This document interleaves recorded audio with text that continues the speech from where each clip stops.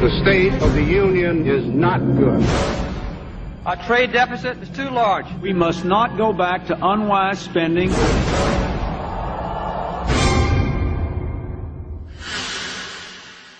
This is America.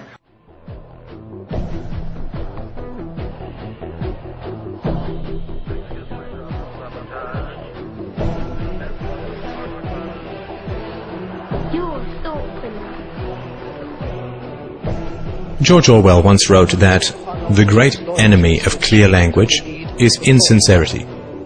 When there is a gap between one's real and one's declared aims, one turns, as it were, instinctively to long words and exhausted idioms, like a cuttlefish spurting out ink. You've probably heard confusing phrases like the trade deficit, the falling dollar, the national debt, unfunded liabilities, and so on, which all sound vague and actuarial and vaguely, well, not me. The reality behind these accounting phrases is perfectly monstrous. When someone, a foreigner say, loans money to the American government, what are they getting in return? Well, they are getting promises of interest payments and eventual repayment of the principal. Where does your government get this money? The government is not a business. It does not generate profits in the free market. So where does it get the money to repay its creditors? Are you beginning to understand that it is not dollars that are being sold, or bonds, or agency debt, or treasuries, or anything like that? Where is your government going to get the money to pay off its creditors? It's not pieces of paper, or contracts, or computer bits that are being sold. There is only one thing that the government has to sell. Governments have only one asset that they can use as collateral.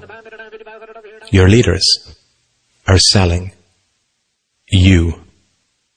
When China lends $800 billion to your government, what they get in return is a guarantee that $10,000 plus interest will be taken from your family at gunpoint and shipped overseas.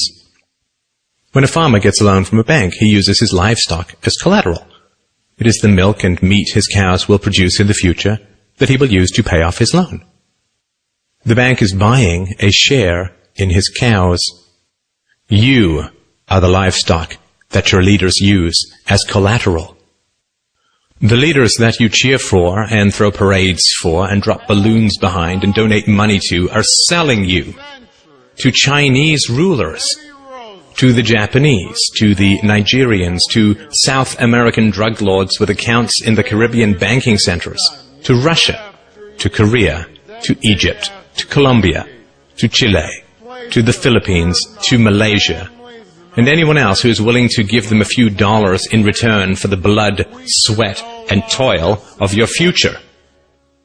The flag that you praise and the anthems that you sing and the rulers that you weep and kneel before have as much loyalty to you as a plantation owner had to his slaves. And sadly, plantation slaves had more pride than we do. Plantation slaves did not generally praise their masters for selling them off, for auctioning off the lives, hopes, dreams, and futures of their own little children. We can understand that cattle may lick the hand of the farmer who lowers an axe to its neck, because cattle are dumb beasts that cannot comprehend their real relationship with the farmer and his imminent plans for them. What is our excuse? When we chant, USA, USA, USA, when we cheer and bow and beg and scrape and sing and weep with joy that some new farmer now presides over the wholesale dismantling and sale of our family's futures, when we love with obsessive emptiness the leaders who laugh while they auction us off to every tin pot dictator and stockbroker the world over, what is our excuse? Has our pride been so broken that we lunge with pathetic joy at every new silver-tongued demagogue who pretends to care for us even a tiny little bit?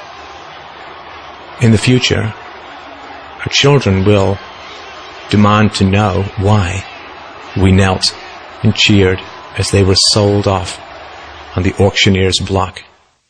This video, and my life's work, is my answer to my child. What's yours?